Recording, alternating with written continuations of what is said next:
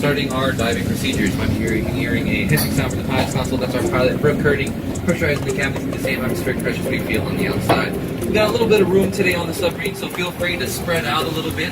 Keep a couple seats between you and the next party or yourselves. We want to make sure that the weight is evenly distributed on the submarine. We don't want to nosedive down. That would be pretty. So evenly spread out on the submarine, we really appreciate it. Now you'll be hearing a little rumbling sound back here. That's our scrubber system turning on, filtering all the CO2 that we've been keeping no more than 0.5 CO2 in the sub at all times. Your hatches are secure. Life support is up and running. Coast is set just above the chart. If you're curious, we've got about 60 feet beneath us here. Trim is midship. Request permission to get dive sequences. Clear back, clear dive. Run that surface. Vent 3s, 4s, 2s, 5s, 1s, and 6s. That's going to be all vents. We are going to dive.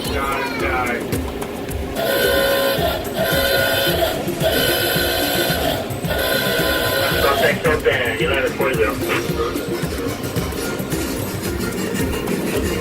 Next flash, theoretically positive. Coming out again, vertical thrust. Good operation.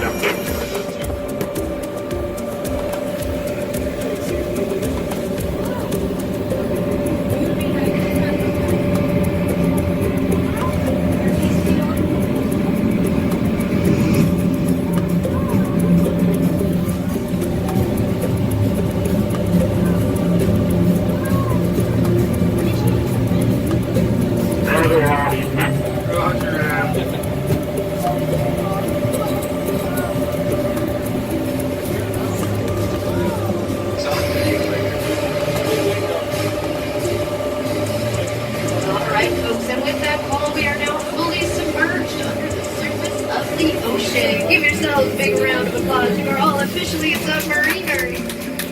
Less than 1% of the population has ever been 100 feet under the ocean, especially in a real submarine like we are today. Make sure you go home and brag to all your friends. So as we make our way down to the ocean floor, we're going to go over a couple things really quickly. I'm going to turn your attention above your heads there to some white bags. I think we all know what those white bags are for. Those are what we call our aloha bags. So if you need to say aloha, last night's mai tai, this morning's fried rice, please do so in that bag. Once you're done with that, please take that back up to the surface with you. It's not the kind of aloha you're going to want to share with anyone. Also, too, if you're taking pictures today, make sure you turn your flash off. Our viewports are about 3.5 inches thick. That flash is actually going to bounce off of that viewport back onto your camera. Get a great picture of your own flash, but not the cool fish and coral you see. If you're looking at your cell phones, you might notice we've lost all cell phone reception. So no cell phone service under the surface of the ocean.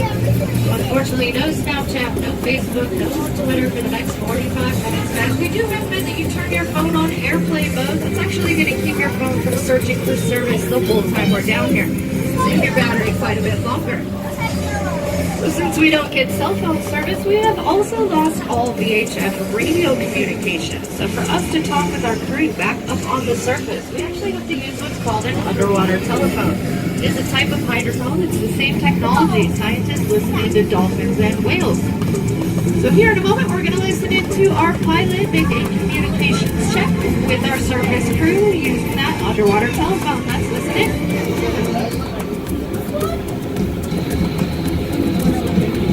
You see the fish? Surface is Atlantis 7. There's a bunch of yellow fish.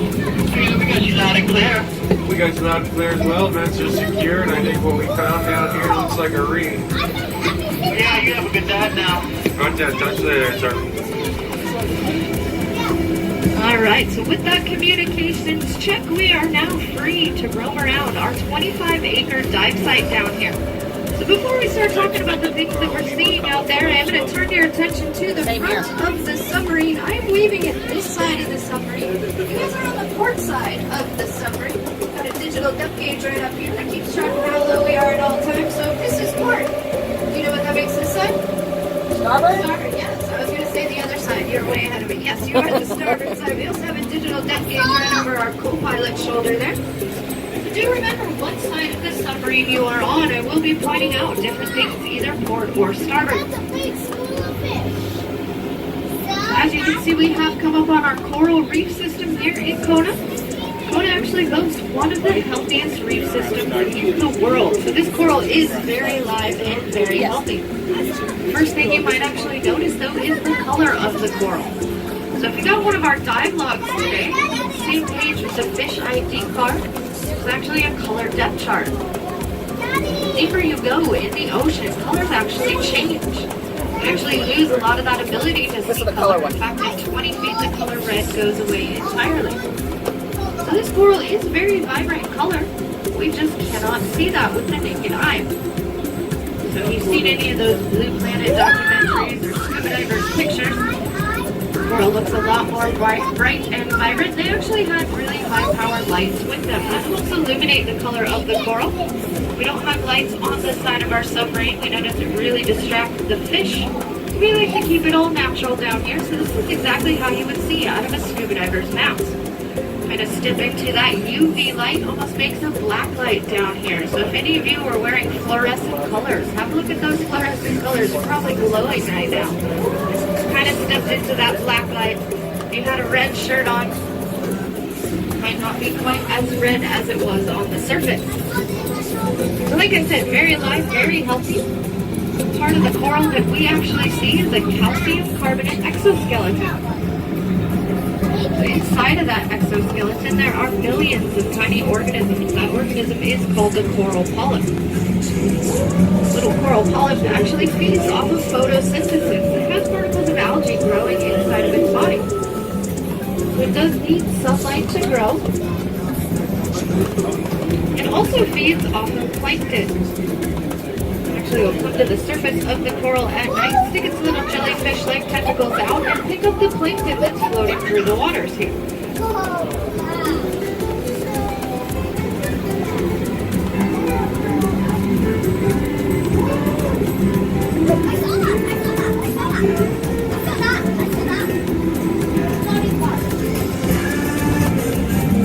So, portside, we got a bunch of Ta'abe there, straight down. That is the blue striped snapper. Both sides of the submarine, we've got that blue striped snapper. Those guys are not originally from Hawaii. We actually brought those guys over. Alright, starboard side here, I want to talk about those guys, but look up out in the distance there. There is a spotted eagle ray, kind of up in the water column there. Very, very cool there. That's awesome. So that's the spotted eagle ray. Absolutely beautiful. Yeah, if you don't mind your neighbors kind of poking their heads over your shoulders there. Very beautiful. I'm blind.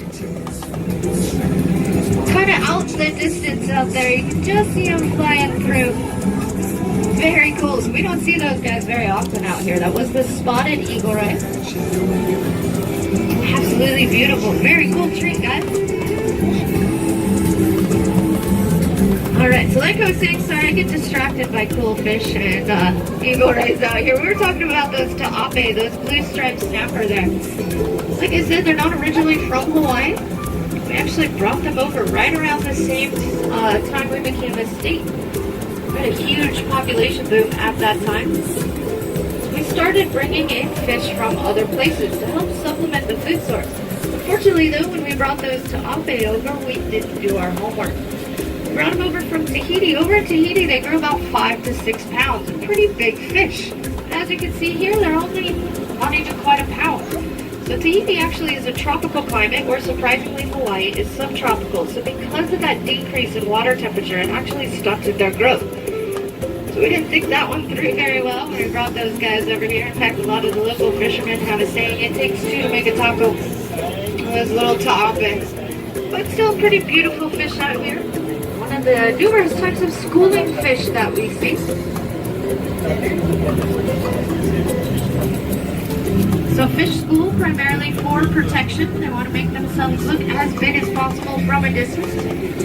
Also, if you can swim faster than your neighbor, that's always a good thing when there's a predator around. But they also school for energy conservation. So they'll actually swim right behind each other and draft off each other's currents. It actually saves them quite a bit of energy down here. So port side there, we got some little white fish, little black tails, little rim around the outside. Starboard side, keep your eye out for those guys. Kind of look like an opened up Oreo cookie. Those guys are the silver dollar damsels, or the Hawaiian bacillus.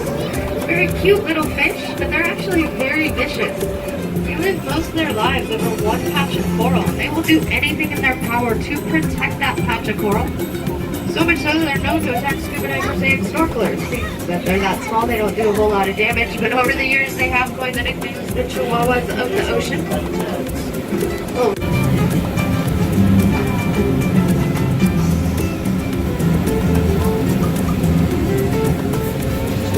As we're cruising over the coral in the sand here, keep your eye out for a little yellow fish, solid yellow, a little bit smaller than the palm of your hand. Probably the fish Kona is most known for. Those are our yellow tang. They are endemic here to the Hawaiian Islands, meaning only found here in Hawaii. If you recognize that fish, that is Bubbles from Finding Nemo. Little guy in the dentist's office obsessed with the treasure chest there. Little yellow tang.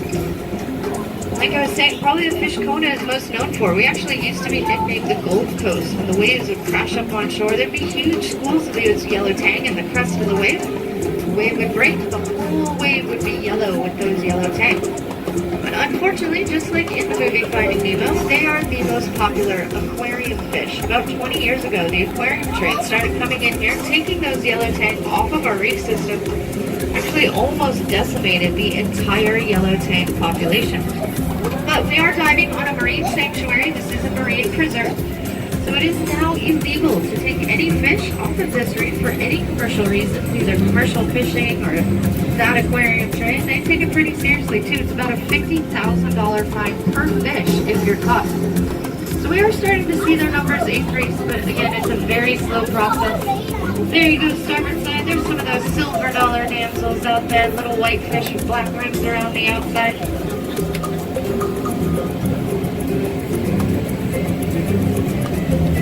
Some more ta'ape there, port side there. Also have some little millet seed butterfly fish cruising around. It's that little yellow fish with a black spot right in front of their tail. The millet seed butterfly fish on both sides of the submarine. There's about 35 different species of butterfly fish out here in Hawaii. Those millet seed butterfly are one of the few schooling butterfly species. Starboard side there, got some ornate butterfly fish as well. That little white fish with the orange stripes going down their side. This is the ornate butterfly fish.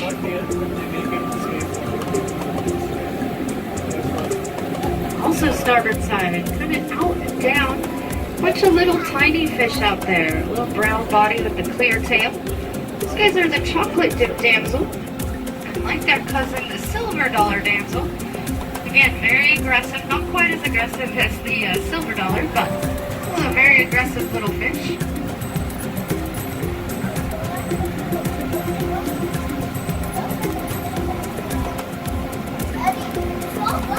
Port side there, we got some Owama cruising through here. If you look straight down, little school of Owama. Kind of that cigar-shaped fish. Also a big peacock grouper out there port side. He just ducked into that little hole. It's the peacock grouper, that big brown fish with the beige stripes on their back. Peacock grouper, or what we call Roy here in Hawaii. Alright, there you go, starboard side. There's a big school of those Owama. So these guys are the juvenile goatfish. They are pretty aptly named. They do have little goatees that poke off of their chin called barbels. They use those little barbels to dig around in the coral or in the sand, search for little organisms to munch on. These guys are juveniles. We know that they're juveniles because they don't have a black spot on the side of their body. Once they grow into adulthood, we actually call them the Meke-a-a. Meke-a-a, loosely translated, means opening of the mind. So in adulthood, they also produce a neurotoxin in their brain that is hallucinogenic if eaten. They're actually a very important fish back in the day here. A lot of the royalty, the elite, would actually eat that fish, go on their opening of the mind journey, little spiritual journey.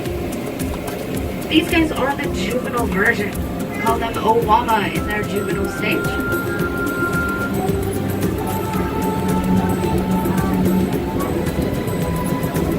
So as we look down in this coral, quite a few different species of coral that we see down here. three main types that we see are finger coral. That's the coral that pokes up and looks like fingers. There's also mound coral, looks like mounds of lumpy mashed potatoes. And then there's plate coral. The plate coral will look like stacked up plates. A couple different species. We also have other types, not quite as prevalent as those three. We have lobe coral, rice coral, cauliflower coral. Then we have green wire coral. Green wire coral is the only soft coral found in Hawaii. All the other coral is a hard, stony coral. So like I said, calcium carbonate exoskeleton. I'll point that green wire coral out a little bit later on in our dive.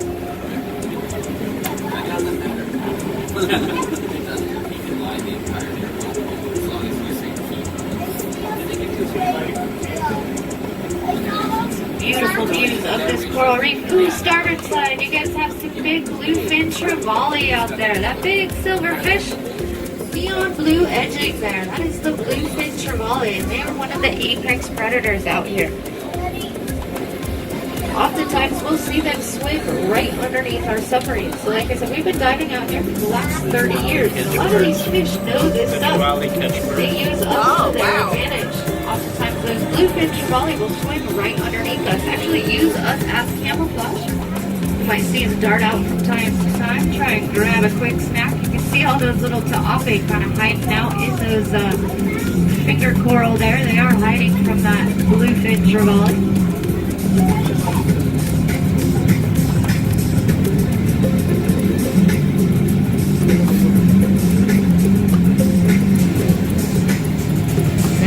Starboard side, those big peacock groupers, those big brown fish with the beige stripes down the back, that's the peacock grouper. We call them Roy here in Hawaii. Unfortunately, they are an invasive species. We brought them over right around the same time we brought the ta'ape over. And realized, though, again, that they were such a predatory fish. So they do eat a lot of these colorful coral reef fish. The natural fish here, the endemic species of fish here. Kind of creating problems on our reef system. So a couple times a year we have what's called a Roy Roundup. A bunch of local spearfishermen get together, try and get as many of those Roy off of our reef as possible.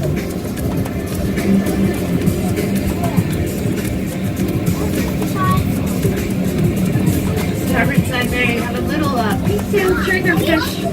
That black-bodied fish with the clear fins on the top and the bottom and what looks like a green tail. Actually is a pink tail, but again, we've lost the ability to see color down here. Ooh, we got a big queen triggerfish there, port side. A big plate with fins on the top and the bottom. That is the queen triggerfish. It's actually the second largest species of triggerfish in the world. Crazy looking fish, that one. Port side too, a ton of lavender tang out there. Look like little watermelon seeds swimming by. Is the lavender tang. Also port side there, you got a couple of raccoon butterfly fish there. Got some cornet fish there, starboard side. That long silver fish, that is the cornet fish. Like I said, starboard side, or port side, sorry. The raccoon butterfly. Little yellow fish with white and black stripes over inside. One of the few butterfly fish that mate for life. A very loyal little fish, in fact loyal to a fault. If one of that pair goes missing, the other one will actually start searching for its mate. Stop eating until it either finds its mate or ends up starving to death. It's kind of the Romeo and Juliet of the ocean world. Very loyal, but loyal to a fault. Alright, so port side. Looks like we are pulling up on our first shipwreck of the day. We're going to put it on port side first, but don't worry, starboard side. We will spin the submarine around. We'll do a starboard side pass here in a moment. So this shipwreck that we're about to see is called the Predator. It's actually a World War II Higgins-style landing craft. It's modeled after the same type of vessel that was used to storm the beaches of Normandy. It was never used in military service, though. The gentleman actually bought this boat off an army surplus. He brought it out here to Kona and was planning on doing cage shark diving tours. As we cruise by, you'll see a big crane arm on there. He had that installed. That was what he was going to use to raise and lower that cage in and out of the water. But unfortunately for him, as soon as he got out here to Kona, we had a big tropical storm roll through, and he didn't realize the bilge pump in his brand new boat didn't work. Bilge pump is what pumps the water out of the bottom of the boat. As you can see, it's shaped just like a bathtub. Started filling up just like one open. Waves came crashing into the hull. Sunk to the ocean floor in about 2.5 hours. Got a bunch of bluefin trevally out there, some waha nui. The big mouth snapper there. Kind of looks like a frowny face fish there. That's the waha nui, the big mouth snapper. Might have seen some urchins stuck to the side of this vessel, right there on the bow of that boat, or the stern actually. The fauna, as we call it here in Hawaii, was the spiny urchin. It's a big, good example right here on this side. Looks like a big ball of spikes sticking off that. That is what we call a fauna here. It is a spiny urchin. Very fragile, hollow smile. A little bit of toxin at the end. Definitely be careful if you're walking around in our tide pools or snorkeling. You do not want to step on the fauna. That will ruin your day. Get some good views of that bow door there. So this boat sunk down here in 1996. So we're actually still seeing the beginning stages of the coral growth on this vessel. Coral only grows about 1/4 of an inch to an inch a year. It's actually a very slow growing organism. As you can see on that bow door there, it's only about 2-3 inches tall. So we're still looking at the beginning stages of the coral growth. But this ship does make a great example of an artificial reef. Coral also needs something hard and solid to attach itself to, so things like shipwrecks are great. In fact, a lot of places around the world, they intentionally sink boats, airplanes, statues, submarines even, to help promote that healthy coral growth. So we got very lucky. This gentleman accidentally donated his boat to our dive site as a coral reef system. I don't think that was his intention, but we appreciated it.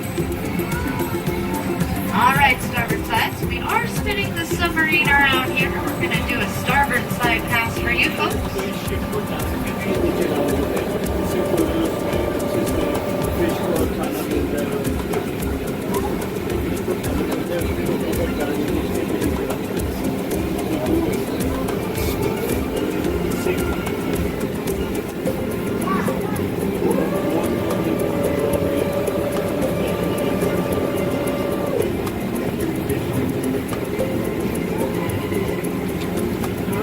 Starboard side, just about to get that bow door into view. Look at all that coral growing on there. We also have another type of urchin on this boat. We have the collector urchin. Keep your eye out. Looks like a little pin cushion. Very important urchin here in Hawaii. Collector urchin actually eats algae. So as algae grows on coral, it can actually suffocate coral. Little collector urchins will come by, eat all that algae, and actually save an entire reef system. A ton of those lavender tanks, the waha nui, the big mouth snapper there.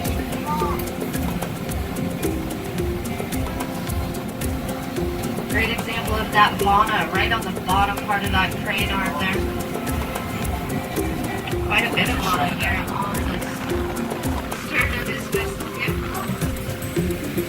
So you might see a big line going from the base of that crane arm all the way up to the surface. That is a mooring line. This is a very popular scuba diving spot here in Kona. So a lot of those scuba boats will come pick up that mooring ball, drop their divers down here. That way they don't have to drop anchor.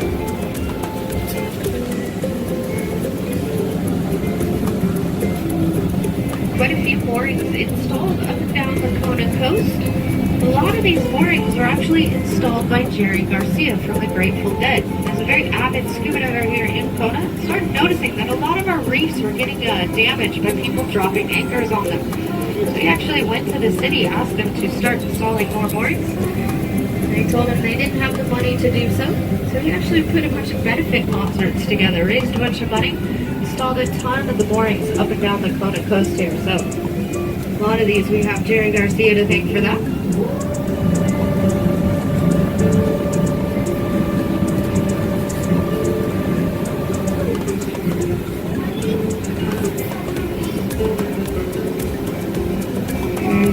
side, a bunch of these lavender tanks. There's some good views of the raccoon butterfly. Both sides of the submarine, those raccoon butterfly fish. They're actually my favorite fish. I actually share the same tan lines as that raccoon butterfly.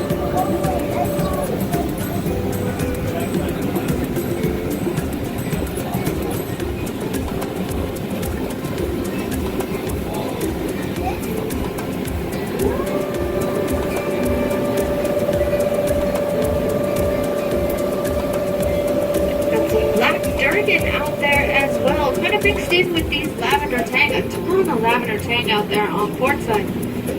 If you see the fish with the fins on the top and the bottom and the black body, that is the black durgan, the type of triggerfish, black triggerfish. There you go, starboard side. There's a black durgan for you. So triggerfish are nesting fish. So they make their homes down in the sandy areas, not in the reef system. Bunch of those black durgans cruising through their starboard side for it.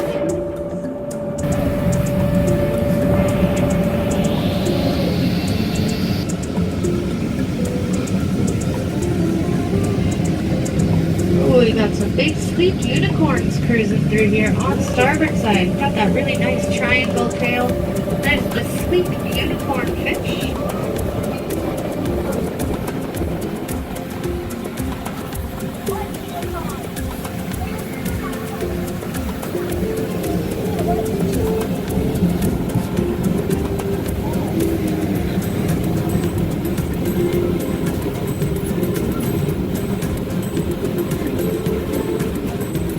Starboard side, you guys get another treat, another spotted eagle ray. So port side, if you don't mind looking over your neighbor's shoulders again. Two, that might be the same one, but we'll call it a different one. Very, very cool. So it's hard for our pilots sometimes, especially with those rays. They are very fast, so it's hard for us to chase those guys down and put them on both sides of the submarine, but that was absolutely beautiful. Like I said, it's very rare that we see those spotted eagle rays down here. That was awesome. So as you can see, we're starting to lose some of our coral reef out here. So we're actually getting deeper and deeper. Heading offshore to our next destination. The deeper we go, the less coral we're going to see. So coral needs something hard and solid to attach itself to. So most of this coral was attached to an ancient lava flow. Lava flow only went so far. Also, the deeper you go, the less sunlight there is. So it's much harder for the coral to grow. So we get into this transition zone. Start to see a lot of that exposed lava rock here. Get into more of a sandy environment. But we still have quite a bit of life out here. Unfortunately for us, most of the animals and creatures that live out here rely on camouflage for protection. They don't have that coral reef to hide out in. This is actually what we call taco country or octopus country. But unfortunately for us, octopus are the masters of camouflage. They can change the color of their skin and the texture of their skin to totally match their surroundings. Oftentimes our pilot will see one, but by the time it's gotten back to our viewports, we think we're looking at a rock. But if you see a rock looking back at you, that might be a taco or an octopus. Keep your eye out for it. We've got some yellowfin surgeon fish. Cruising by their port side, that big gray fish with the yellow fins on the side, that is the yellowfin surgeon fish. We'll talk about those guys here more in a minute.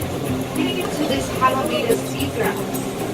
This plant that we're looking at is called Halameda seagrass. It is a type of seaweed. It's a pretty cool plant, actually. It's making sand.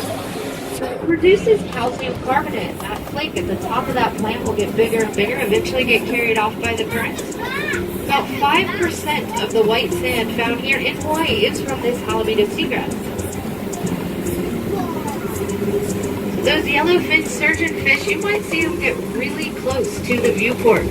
Their favorite snack is actually growing on the outside of our submarine. So we parked this sub back at the harbor, the brackish water harbor. So we grow a very special type of algae, and it's actually their favorite snack. So you'll see them come right up to the viewports, kind of like the ice cream truck farm down here. Come down 5 times a day, they get to munch on their favorite snack. Might see some sea cucumbers laying out there in the sand. Look like giant garden slugs laying out.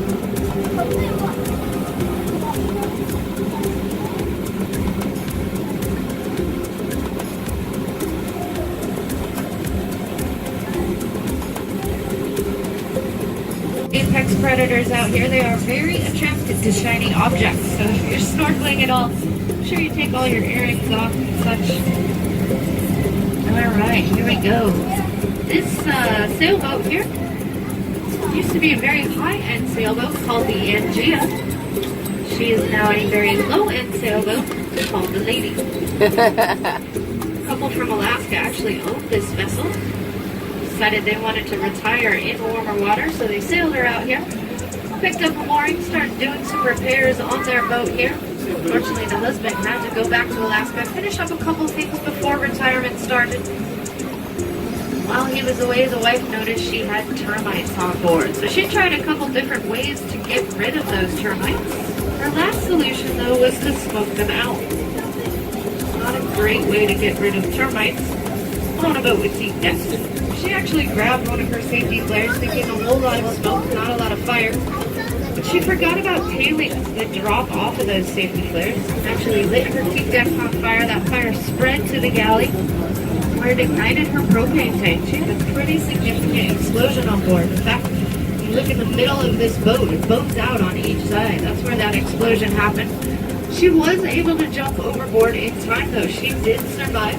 About 10:30 in the evening when this happened, she jumped overboard, actually swam to one of the boats that was moored just over the way. It was one of our local dinner cruises called the Tamarack. The crew of the Tamarack had already gone home for the day.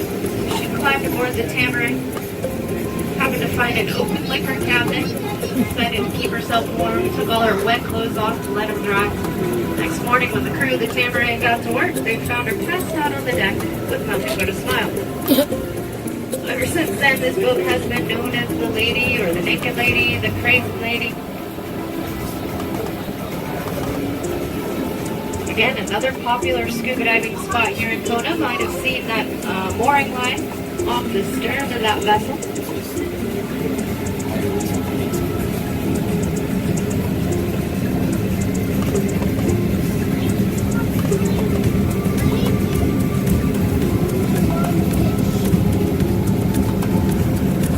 See some coral on this vessel, on the line, some of the rails here. Unfortunately, the coral in this boat is no longer living. This is cauliflower coral. About 7 years ago, we had a big El Nino year. We actually raised our water temperatures here. We had a pretty significant bleaching event. Most of the inshore coral did recover from that bleaching event, but out here at 100 feet, a lot more sensitive. This coral did not recover. So this is petrified cauliflower coral here. We are starting to see some other coral grow though. We've got a big blue fish right off the bow. That's the grand-eyed emperor there, the blue. Very chill fish. They don't do a whole lot. Pretty cool fish though. They have molar-like teeth and eat primarily lobster, crab, and urchin. They are very tasty fish as well. Fortunately, they are the grand-eyed emperor and that eyesight is incredible. So very, very difficult to catch with a line.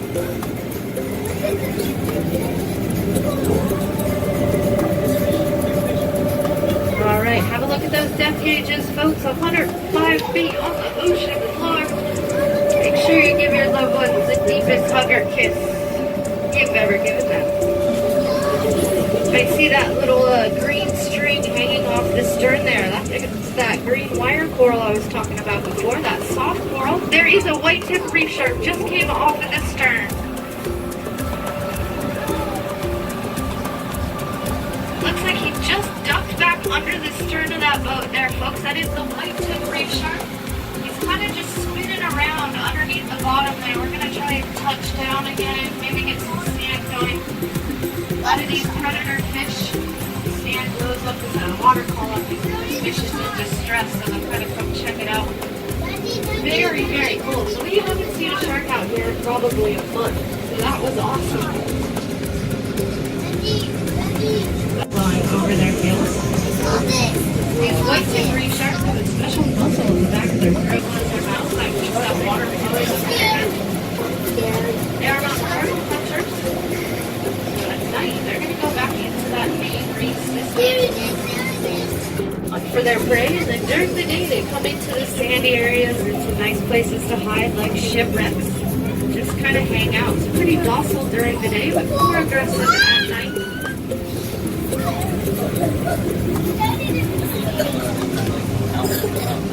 There you go, sucking back underneath the stern there. Very, very cool. Like I said, we have not seen a shark out here in about a month, so this is awesome. There we go. I got some video of it if you didn't see it. Man, both sides of the submarine got a treat. Starboard side got the eel, right? Port side got the shark. Very, very cool. This has been a great dive, guys.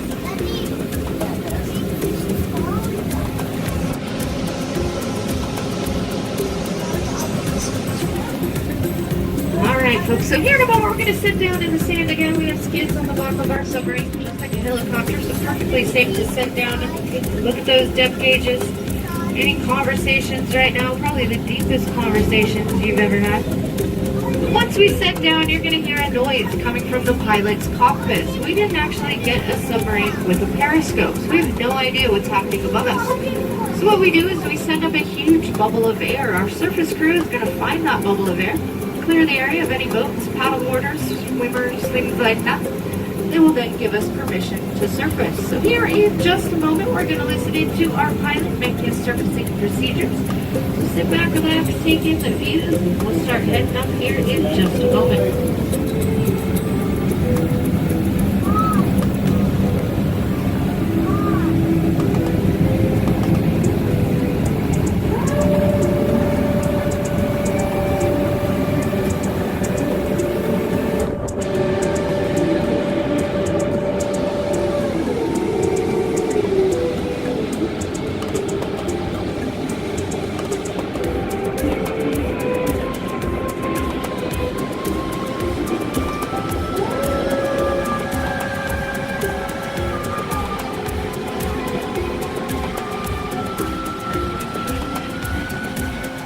There you go, 111 feet on the ocean floor, folks. That is the record for the day.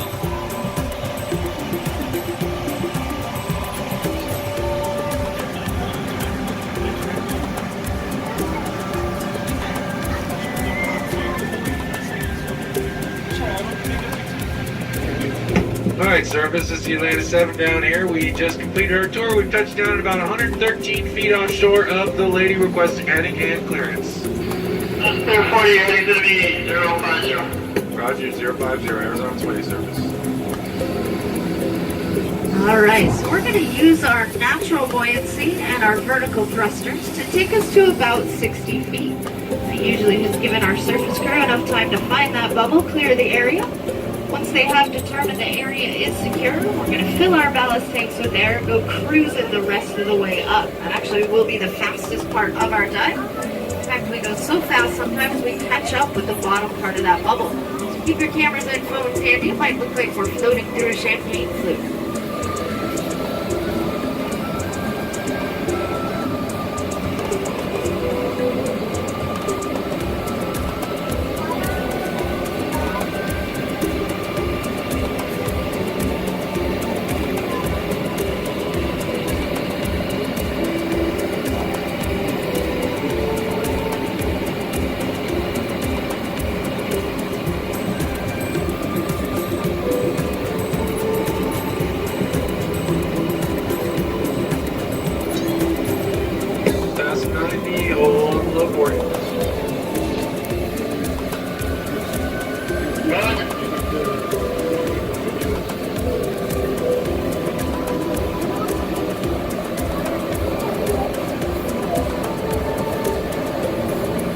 Fascinating.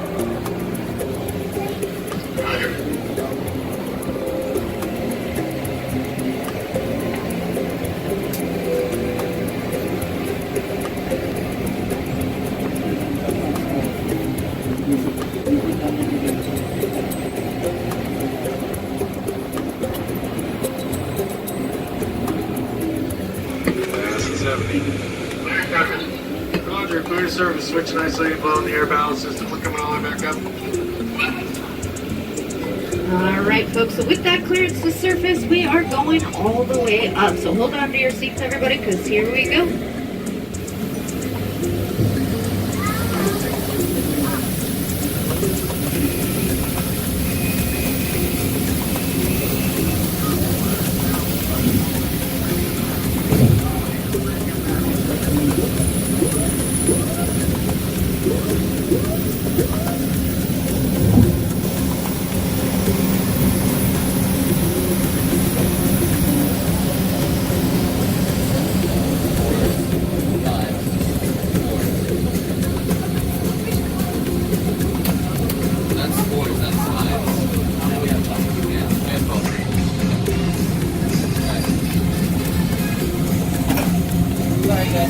Alright folks, so we have made it back to the surface safe and sound. We're gonna get these hatches open.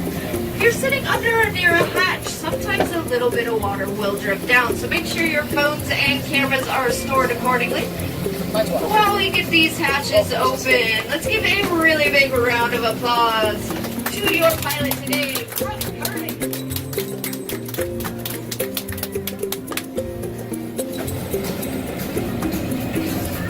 Hey, thanks for joining us, everybody. I hope you enjoyed that today. We enjoyed having you. Be sure to take care of Tara on the way out. Have a great day and aloha.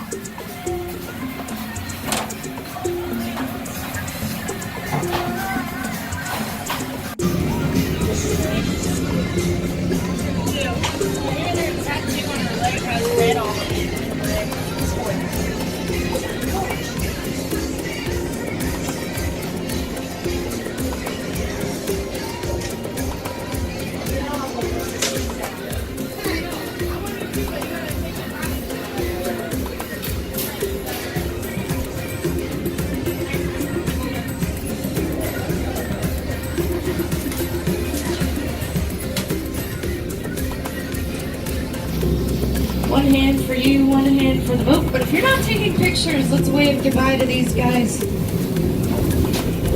They actually work really hard on their waves. Travis has great form. Perfect elbow bend there. They are required to wave back at us until I tell them to stop. I hold all the power. There you go, folks. Great views there of the submarine with the town of Kona in the back. How about we send these guys off with a nice big aloha on the count of 3. Ready? 1, 2, 3. Aloha! So aloha has a lot of meanings here in Hawaii. It means hello, goodbye. For those guys, it means get back to work. Alright, guys. So, Kathleen cast out your picture packages there. Look like some pretty good pictures of you folks there. So that is our picture package we have for sale today. A nice picture of you, your friends, and your family. Also, inside of that picture package, there is a CD-ROM. That CD-ROM contains over 200 pictures that we've been taking over the last 30 years of diving here. A lot of the pictures of things that we saw, maybe things we didn't see, like dolphins and eels, things like that. But we've used scuba divers that actually brought down really high-powered light, so you can actually see the true color of the coral. There you go. So it's actually really cool. 200 pictures. You're more than welcome to share that stuff on social media. This picture package is $25. So Catherine's going to come around the boat. She takes cash or credit if you'd like to purchase that. It's a pretty cool commemorative thing of your dive here today. So she's going to come around and let her know if you'd like to purchase that. Did anybody have any questions about things we saw down there? Maybe things we didn't see? The submarine? My first time? Alright guys, so Yes. there are no questions. I'm just going to keep talking up here. Feel free to turn around, take in the beautiful views here of the bay. Yes, that was very. the Atlantis 7 submarine. It's a fully battery-operated submarine that runs off 264 lead-acid golf cart-sized batteries. Every night we use this boat. We tow it back to the harbor. It's about 4 miles north of here. Plug it in just like a cell phone. We have a whole maintenance crew that meets us back at the harbor. They monitor that charge, make sure everything's working properly, and we start again the next day. We operate pretty much every day of the year, weather permitting, except separate one? For the Ironman World Championship. The Ironman World Championship is held here right in Kona. The swim portion of that is right here on the bay. This one just past that jet ski platform there. Pretty cool event here in Kona once a year. It's the only day we do not operate. This mountain that we're looking at here behind the town of Kona, that is Mount Kawalai. Actually, active volcano. Most of that coral that we were looking at is attached to the ancient lava flow that came down off this mountain. Kawalai loosely translated means head in the fog. You can see the top of that mountain is shrouded in the fog cover. In fact, every day around 10 o'clock, those clouds come in and shroud the top of that mountain.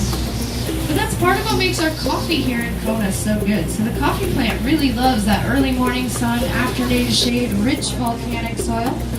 Most of the coffee farms are right here on this hillside. If you haven't tried our Kona coffee yet, I highly recommend it.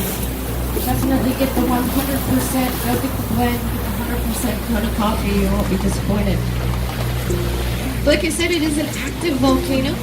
Since its formation, it has been erupting pretty regularly every 200 years, but our last eruption was in 1801. We are a little bit overdue for that eruption here.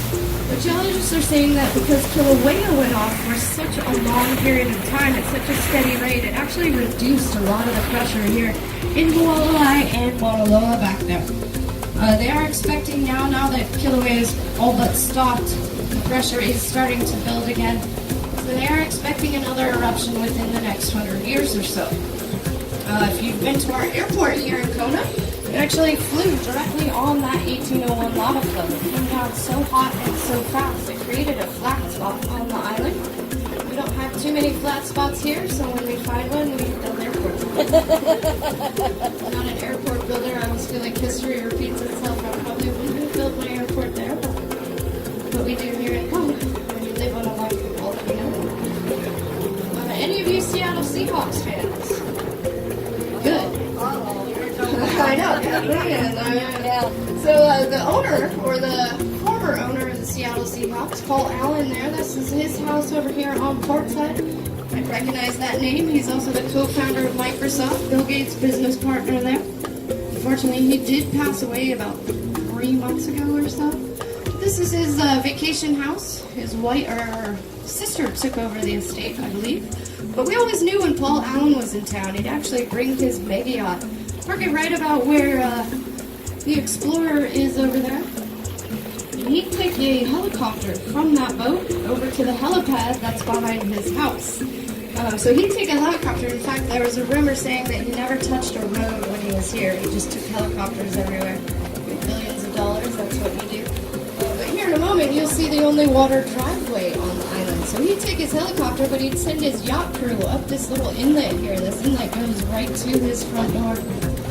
Only water driveway on the island.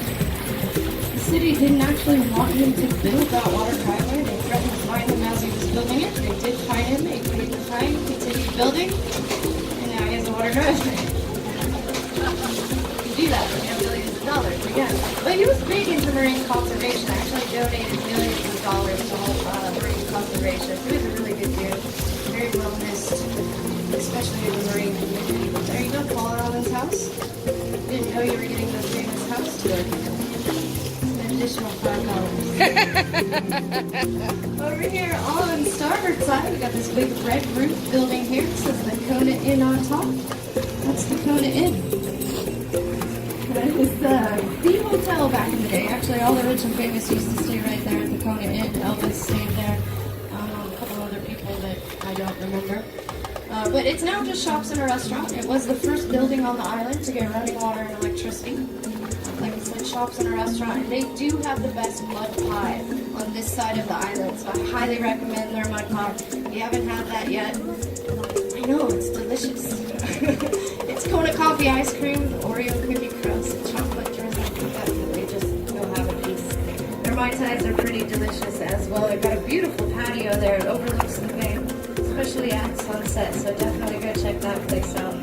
Hoping the more Atlantis customers I send there, maybe they'll give me a free piece of mud pie.